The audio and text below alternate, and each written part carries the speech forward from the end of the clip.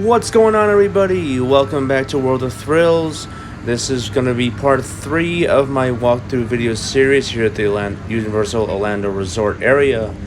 And in this video, we will be taking you on a full walkthrough tour of the second of the 2 theme parks here in the Orlando Resort area.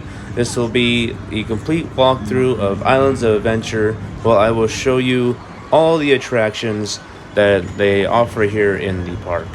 Where we are right now is the bridge that connects City Walk over to Islands of Adventure. So once you get to the end of City Walk, you'll make a left-hand turn and you'll end up over here in the entrance plaza for Islands of Adventure. And upon entering the entrance plaza, you will see this iconic light tower with the Islands of Adventure logo posted on the side of it.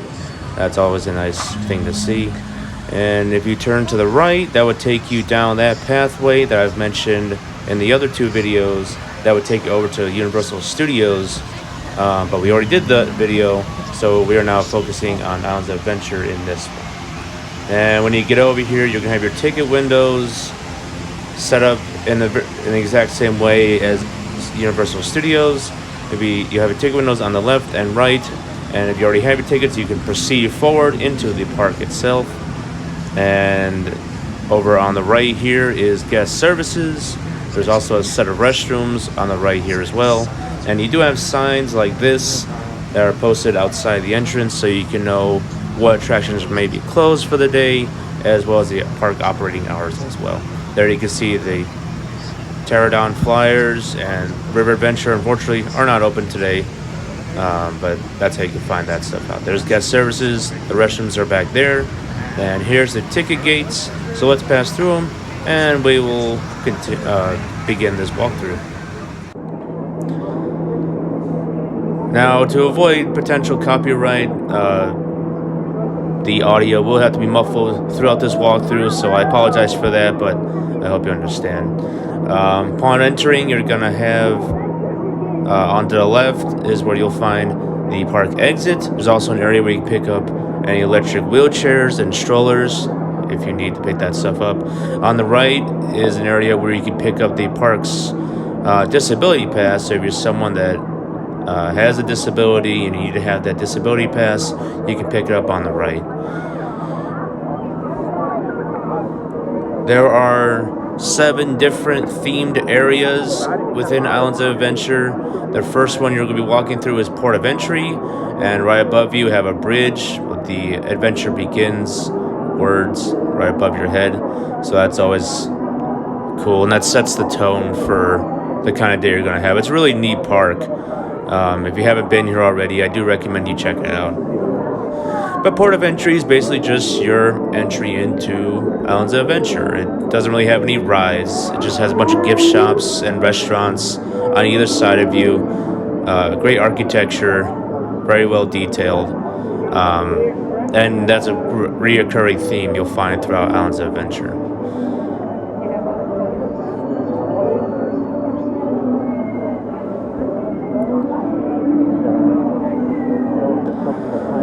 The other areas of the park, you have Marvel Superheroes, Toon Lagoon, Jurassic Park, Wizarding World of Harry Potter, The Lost Continent, and Seuss Landing. Those are all 7 of your themed areas. For this video, I'm gonna be making a clockwise sweep of the park. So we'll start in Marvel Superheroes and end in Seuss Landing. Right here is an area where you can pick up the park's Skip the Line pass called Universal Express, and it is an upcharge on top of your ticket, but if you happen to come when it's a pretty busy day, as Universal does get pretty busy pretty often, so that might be something worth investing if you come to the park on a busy time. So you get to the end of the pathway, and if you take a left, that takes you into the Marvel Superhero area, and if you go to the right, that will take you into Seuss Landing. But I thought to start things off, before we get this walkthrough started, I'm going to take you down this way because you can get a pretty nice view of the whole park with some of the attractions way off in the distance. There you can see the castle, the Hogwarts castle off in the Wizarding World of Harry Potter area. The big roller coaster with a towering top hat, that is Velocicoaster. That's one of the newest attractions they've added. And the green coaster just to our left is the Incredible Hulk roller coaster. We'll get to that in just a little bit. But basically, the whole layout of this park follows around this lake right in the center. So the park may look big, and it does take quite a bit to get around. But overall, I'd say the layout isn't all that big. It doesn't take that long to get from where we are now to the other side and back. So that's really nice and convenient. But basically, yeah, the whole park layout just follows around this lake in one giant loop. There aren't really too many dead ends, which is always nice. But yeah, I just wanted to come down here to give you a look at what this area looks like. There's not really anything down here. Again, it's just more of a viewing area, an area to relax in.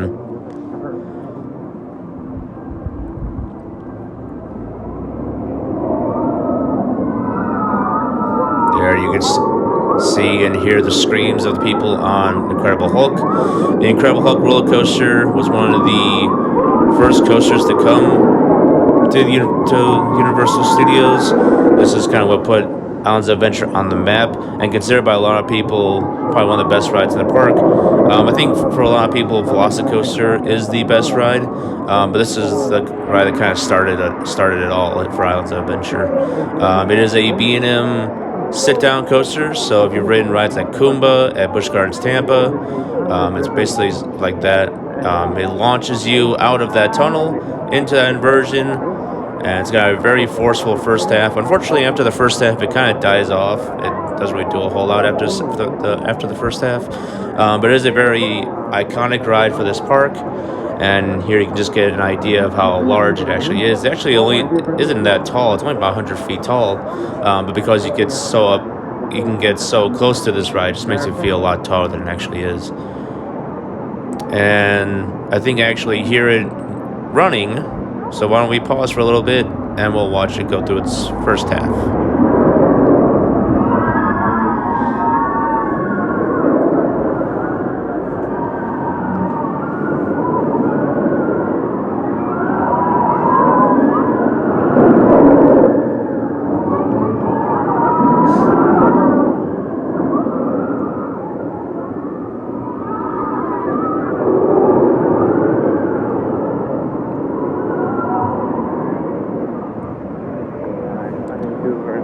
If you are gonna hit Incredible Hulk first, I recommend that you do so as soon as possible, because it is right here at the front of the park.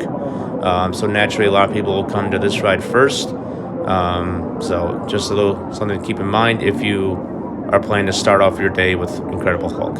But this is this pathway takes you to the entrance for Hulk. There's a little merchandise stand, and they also have some Incredible Hulk merchandise just here on the right of it.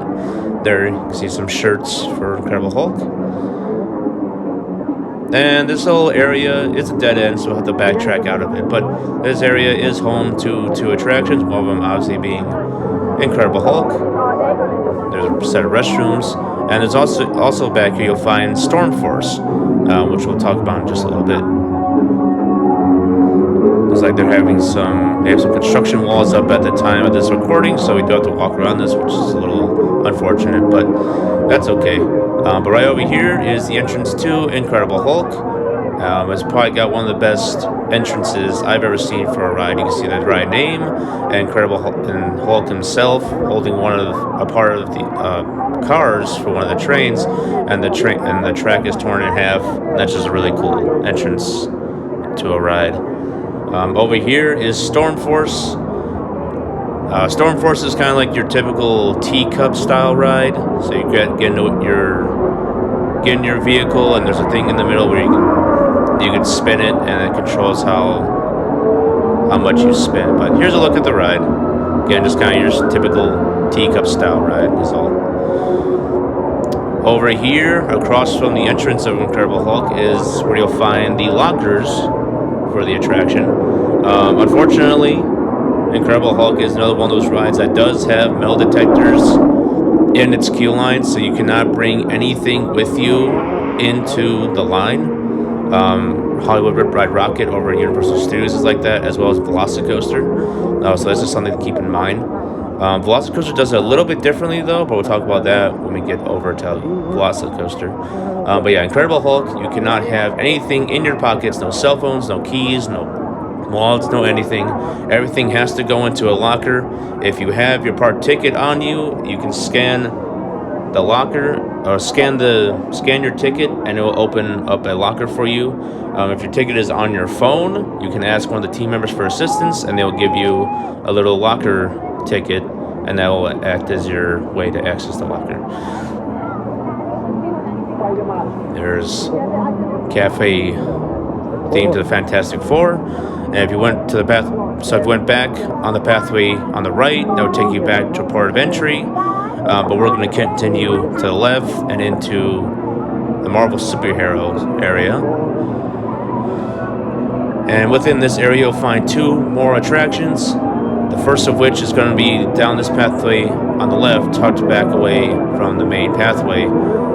It is Dr. Doom's Fearfall. It's basically a pair of SNS drop towers. We've done an SNS drop tower before, and you know what they're kind of like. They're kind of hit or miss with some people. I have yet to do these, but they are back here. And basically all that's back here is the ride's entrance and exit. But yeah, there's a look at the area. There's a gift shop. There's a look at this little area again.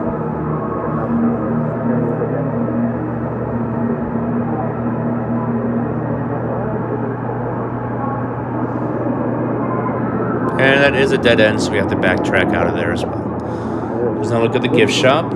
It also serves as the exit for The Amazing Adventures of Spider-Man, which is the second attraction in this area, and definitely the better of the two.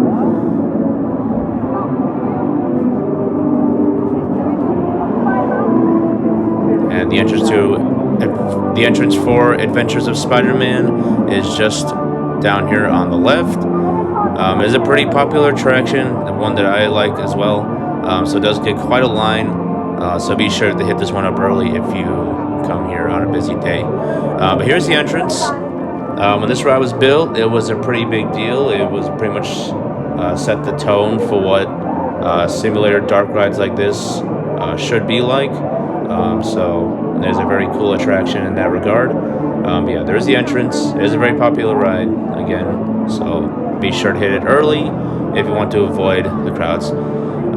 Fortunately, a lot of the rides here at Universal Studios, both Islands of Adventure and Universal Studios Florida, they do have single rider lines, which can help save time. Just do note that if you're going to wait in the single rider line, if that single rider line is long, you can end up waiting just as long or even longer amount of time than the actual line. So it's just something to keep in mind. There's a diner. There's a comic store. On the right, here's another vacation information area. So if you need to find out more information, or you can buy, that's an area where you can also buy the express pass. You can do so there. There's an ice cream stand. Here's the other end of the comic store. And the building next to it on the right is a set of restrooms, just tucked away there.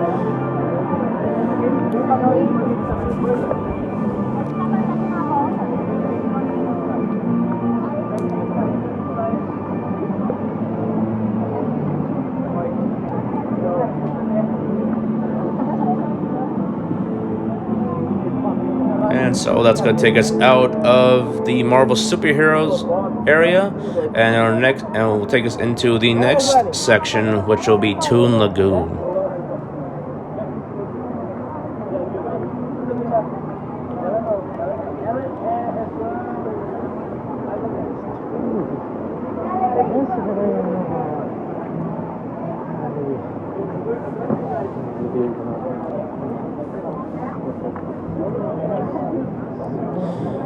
Now, Toon Lagoon's always been kind of an odd area, in my opinion. It's kind of themed to some old-timey cartoons. I don't know how relevant they still are. There's like Popeye and a few others I don't really know where they're from.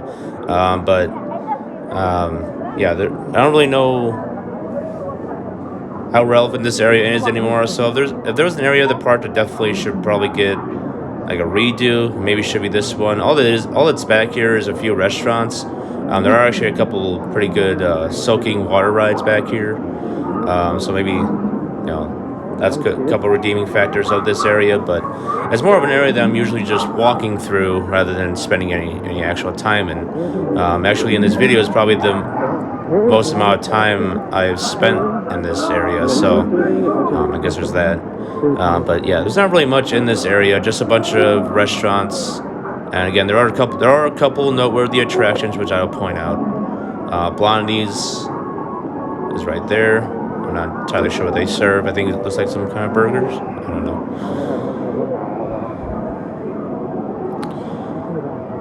And then there's this area down here. I will take you down here and across this bridge. There is one attraction down here. It's gonna be Popeye and Bluto's Bilge Rat Barges. I'm hoping that I'm pronouncing that right. But the entrance to that is on the left here. It is a river raft ride. I have not done it, so I do not know the extent of how wet you get on it. But yeah, there is the entrance to that attraction.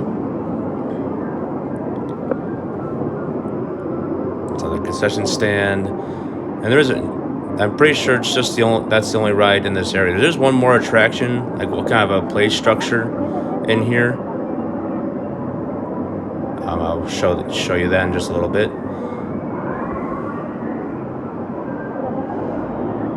Yeah, not really much back here. There's also a pretty neat lookout area, which I will point out also. But we'll get to that in just a little bit. Here's the walkthrough attraction. This is the Olive, which is Popeye's ship. It's basically just a play structure for kids. They can play all within the ship. And then down here is another viewing area, the lagoon viewing. And there you can see one of the rafts for Popeye and Bluto's attraction.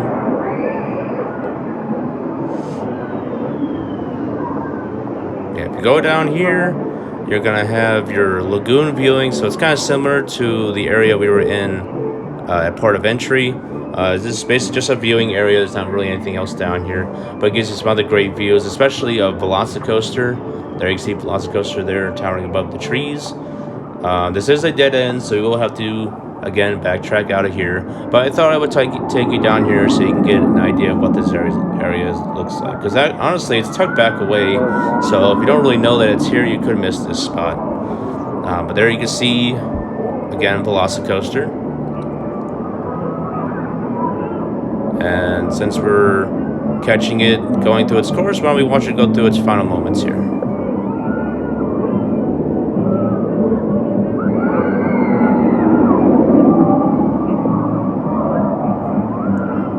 That's just a phenomenal ride. Definitely a must-do if you come to Islands of Adventure. It's a great roller coaster.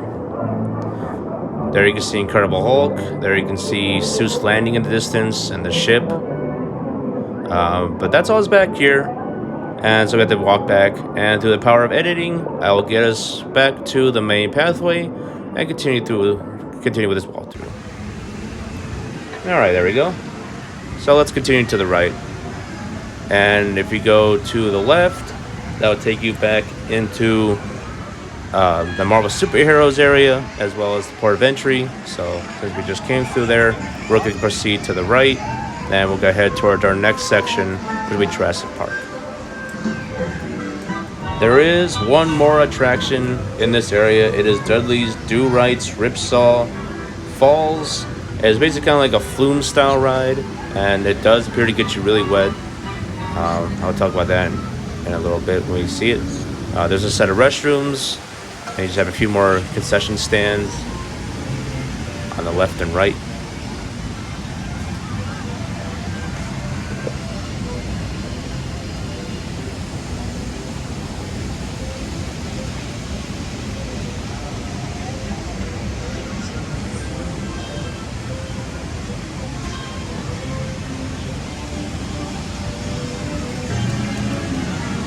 And there is Ripsaw Falls.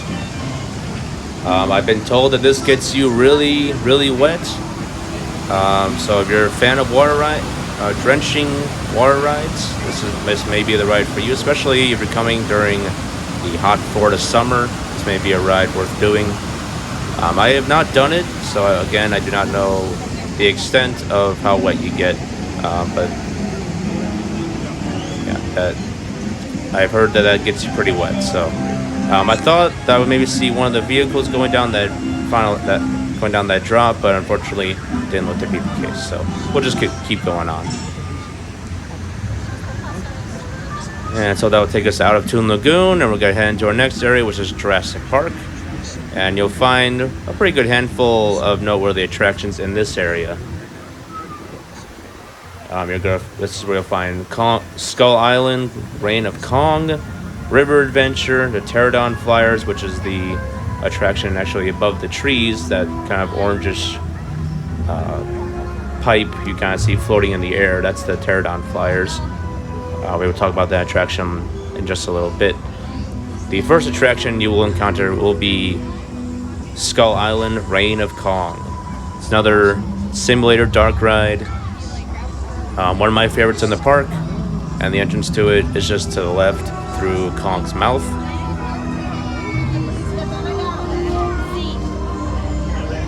There you can see the entrance.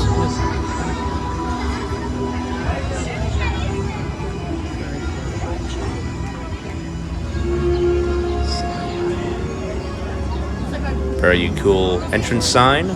And this little area here, I thought I'd highlight it. It acts as the exit for Kong, and there's also an area where you can park your stroller. There's the exit to Kong. There's the area where you can park your stroller if you have a stroller with you. That's all that's over here.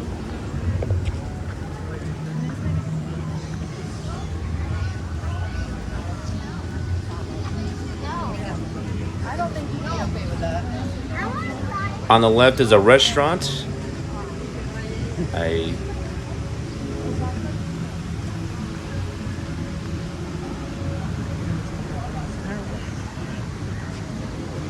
There's Thunder Falls. Not entirely sure what they have on the menu, but there is an area where you can check out.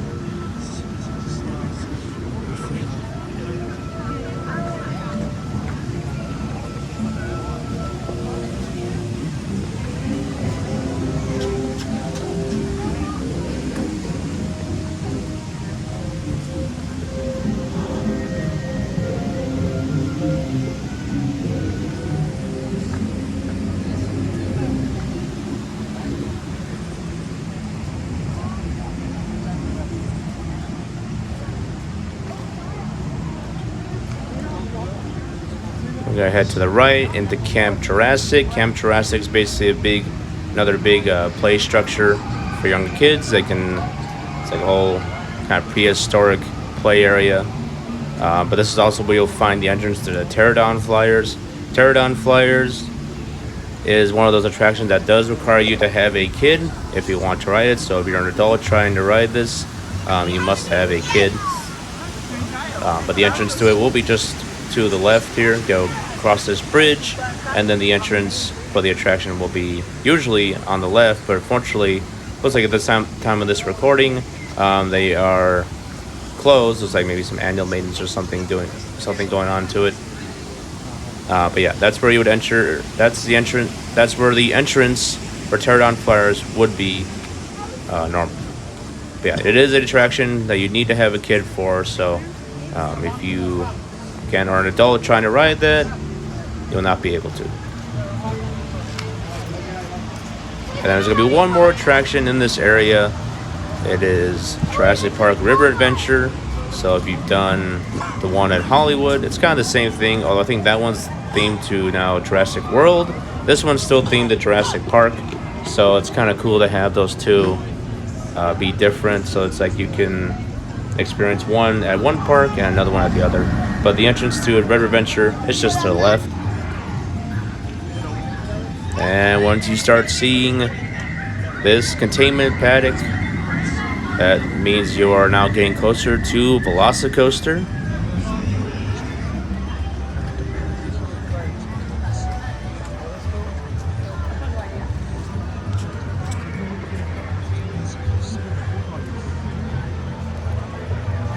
Now this thing on the left, it's not really it's not a ride. It's the raptor encounter where you can take photos and meet one of the raptors. So it does get quite a line, so just keep that in mind. But here you can get a look at Velocicoaster. This is kind of the first half of the attraction. It is an Intamin multi-launch roller coaster. They added this in 2021, and it is definitely, in my opinion, the best attraction in the park. It features 2 launches, 4 inversions, goes a height of 155 feet with that massive top hat you see in the distance. But very exhilarating ride, very fun ride, and again, a must-do when you come to Islands of Adventure.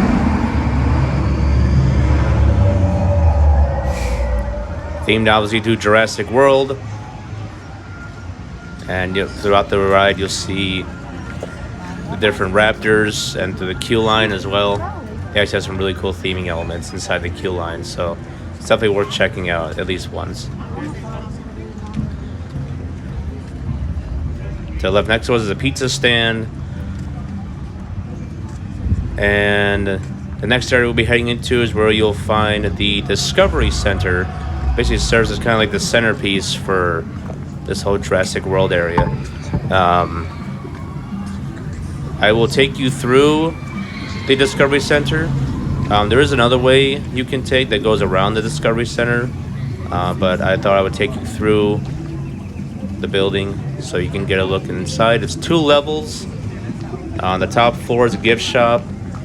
Is one of the gift shops, and there's also Burger Digs, which is a burger area. But yeah, if you took the pathway on the left, that would take you around the Discovery Center, and also serves another way to get down to Velocicoaster and also to Wizarding World of Harry Potter. I'm gonna take you through the Discovery Center so you can get a look inside. It's 2 floors. We're on the 2nd floor, so we gotta go down the stairs. That's how you get to Velocicoaster's entrance. So you can either take the stairs here, or they have an elevator if you need to take the elevator. Down here is where you'll find some Velocicoaster merchandise. There also is a set of bigger lockers down here, so if you're someone that's bringing a bigger bag and you can't fit into one of the small lockers in Velocicoaster's queue line, you will have to put it in one of those larger lockers, and it's right here in the Discovery Center. But you come out here, and immediately on your right will be the entrance to Velocicoaster. Made it look like you're entering a raptor paddock, which is really cool. There's the ride going through the top hat. Now, Velocicoaster, I mentioned, does their locker policy a little bit differently. They have the same kind of lockers like you find at Incredible Hulk. The difference is that they have them pretty much like partway through the ride, or partway through the line, so you do not have to put everything into a locker, but once you get to a certain point, that's when you'll be asked to put everything into a locker, because they do have metal detectors. It's basically parting ways from your stuff for like the last portion of the queue line. So basically you'll get to the lockers, and then you'll go to the metal detectors, go up a couple of flights of stairs. You have one last queue house, and then your station. And then they're double-sided lockers, so you won't be coming back on the same side. You'll be coming back on the opposite side. So it's a really cool system they have there. And I really wish more parks would do that. And it seems like some parks are actually starting to do that as well. So maybe all parks eventually will have some kind of system like that. But we're gonna go back up this way now. All that's down there is the entrance for Velocicoaster, so there's not really much down there. If you didn't want to take this pathway, you could have proceeded forward and across the bridge. That'll take you into Lost Continent, but I'm going to take you back up this way to get you into Wizarding World of Harry Potter, and this is also the area you would be in if you did not go through the Discovery Center. So if you did not choose to go through the Discovery Center, this is the area you would be in. So if you take this pathway on the left, that would take you back to the area we were in before we went through the Discovery Center. So that would also take you back to Toon Lagoon. There's the Velocicoaster entrance. That's the pathway we just came from. So that would take you down to Velocicoaster. And then this pathway to our left acts as basically the second entrance into Wizarding World of Harry Potter. As an area, a spot you could definitely miss if you don't know what's back here. So I'm going to take you through it. Now, if there's one area in this part that's definitely iconic and definitely always popular, it is the Wizarding World of Harry Potter. This basically set the standard for what themed areas should be and what theme parks should look like. As you see, a lot of parks nowadays taking theming into account, because this isn't just like some other themed area. Like, you feel like you're in Harry Potter. Like, everything just looks like you're in Harry Potter. Everything feels like you're in Harry Potter, and it's a really cool area. And the main piece of theming that they have here is the Hogwarts Castle. It does house one of the main attractions in this area. That is where you'll find Forbidden Journey, which is a really cool dark ride. I've had the pleasure of doing that a few times. There's one of the two butterbeer stands. Yeah, this area is always popular. I've never come to this park and this area is not busy. So it's just something to keep in mind with this area. Some of the lines here do get rather long, especially for Hagrid's Magical Creatures Motorbike Adventure, which is the roller coaster, one of two roller coasters in this area. That line always gets long, so it's just something to keep in mind. But there's another look at the castle. There's the entrance for Forbidden Journey, and if you need to put stuff in lockers, it'll be down the pathway on the left. And there's the test seat. There you get an idea of what the restraint system looks like. Over here is the entrance for Flight of the Hippogriff. This is one of the milder attractions in the park, so for younger kids, it may be one of their first roller coasters. But there's Forbidden Journey. And this area back here is a dead end, so you will have to backtrack your way out of here once again.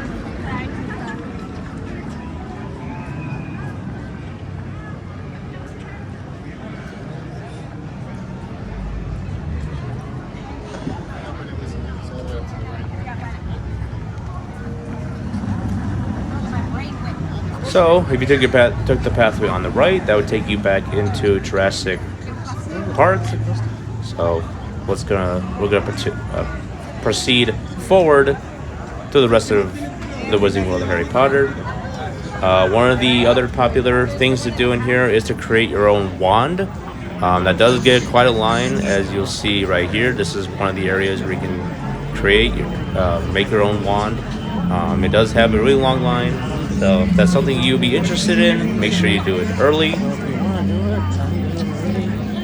And here you just get a look at what the rest of the area looks like. And there's one more attraction that I want to highlight. I kind of already touched on it just a little bit ago, but it'll be on the left here. Here you can see the second butterbeer stand. Again, if you have not had butterbeer, frozen butterbeer is one of the best things I've had. And when it comes to theme park food or theme park food items to try out, so definitely recommend checking out the butterbeer stand. But here is the final attraction in this area that'll be worth checking out for sure. This is Hagrid's Magical Creatures Motorbike Adventure, so it's a very long name, but it is a very popular attraction. It almost always has an hour plus line when I've been here, so you can see 75 minutes. This replaced what used to be here, which was Dueling Dragons, and for those of you who remember those attractions, it was a pair of B&M inverting roller coasters that they unfortunately took out, and they replaced it with Hagrid's.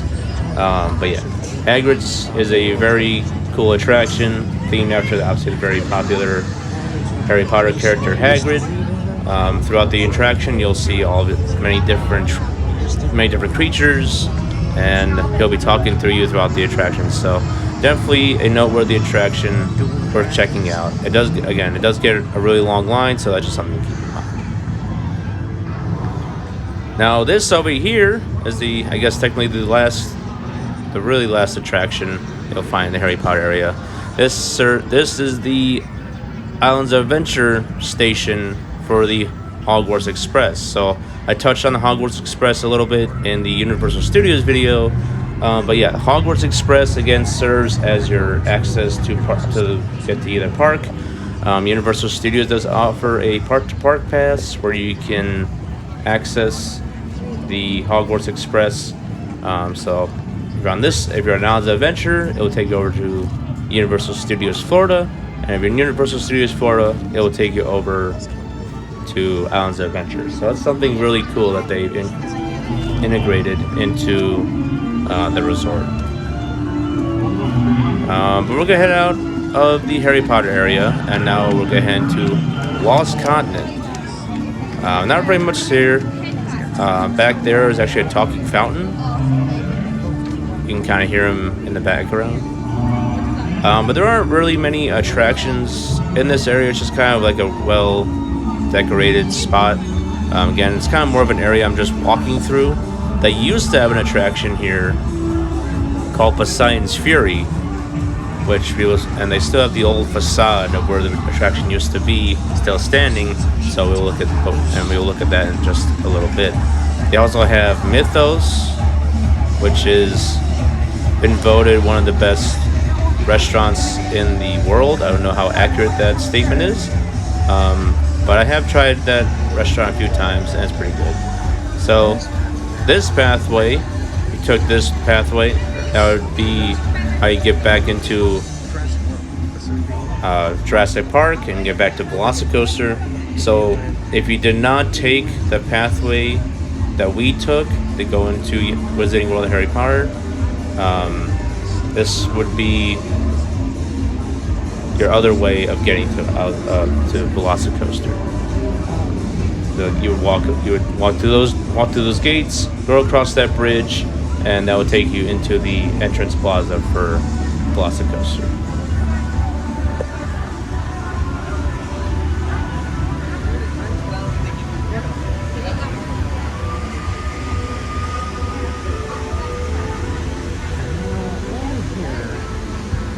And over here is where you would have found Poseidon's Fury. Back there inside that building is where Poseidon's Fury sat in.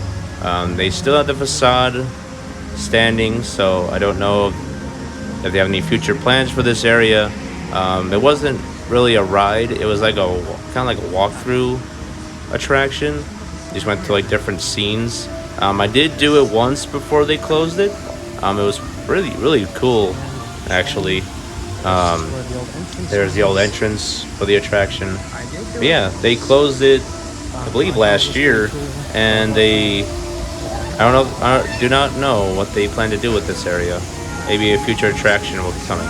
There's the Mythos restaurant. Again, there's a banner right below the entrance sign saying it was voted the best restaurant in the world. Again, I don't know how accurate that is, but it is a pretty cool restaurant, I will say that. Nice and air conditioned, and if you're looking for a spot that doesn't have your typical theme park food, that is a restaurant worth checking out.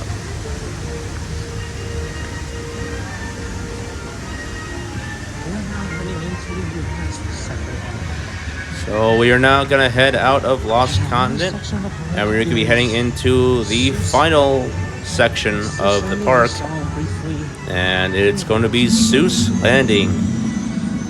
Seuss Landing, as you would expect, is themed to different Dr. Seuss Dr. Seuss books and shows such as Cat in the Hat, Grinch, the Lorac, and many others.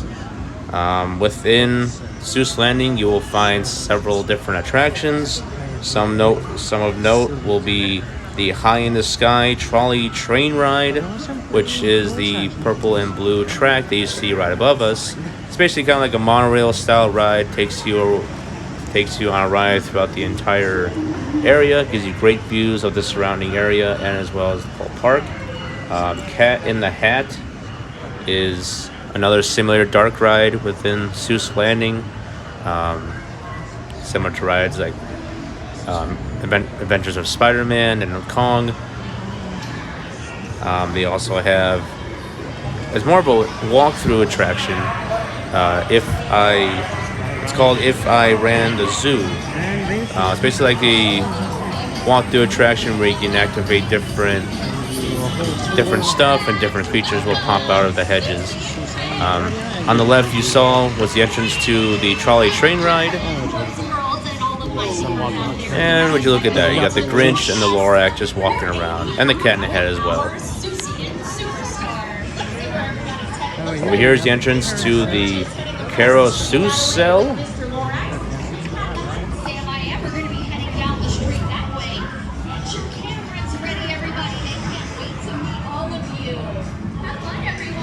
Over here is a cafe. At the time of this recording, a lot of the restaurants weren't quite open yet, as this was shot pretty early in the morning. So again, a lot of the restaurants were not quite open yet for the day. Now over here, there isn't anything really back here, but there is one thing to note back here. It is a restroom. Tucked back away over here. Set restrooms. There they are. That's basically it. Over here is one fish, two fish, red fish, blue fish. That's kind of one of your many attractions that just go up and around in a circle. Definitely a much more mild attraction for younger kids. There's the entrance. The entrance to that ride is right there.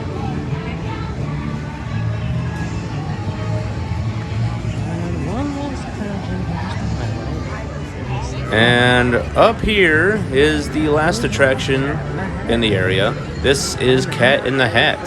Again, it's another similar dark ride. Great way to get out of the sun. But when you sit down in a vehicle, it takes you through different scenes.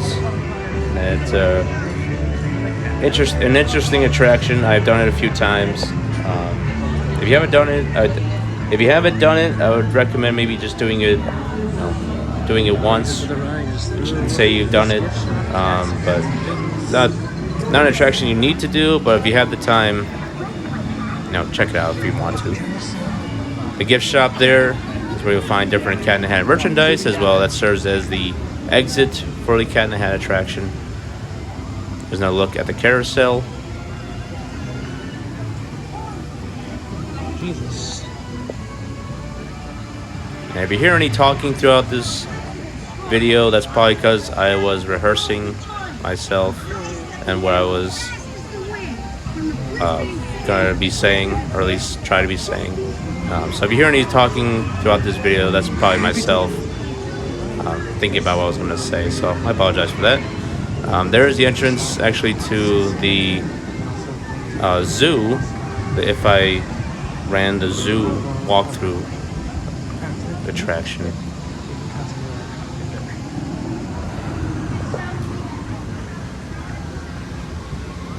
And over here on the left is where you'll find a set of restrooms.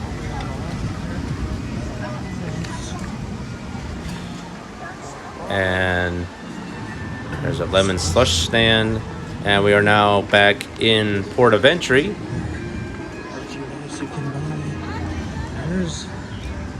There's where we were at the start.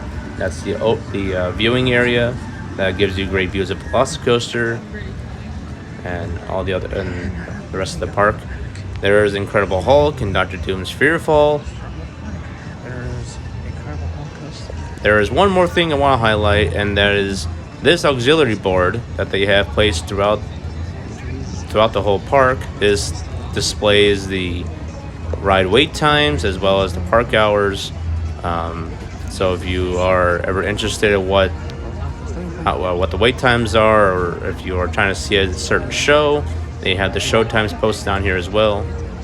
So just if you're ever confused about something, make sure you consolidate one of those boards, and that should have the information you're looking for. Or you can always ask a team member for assistance as well. But we are now back in Port of Entry, which means our walkthrough video of Islands of Adventure is coming to a close. And I'll just take you back through Port of Entry so you can see the exit and how you get out of the park.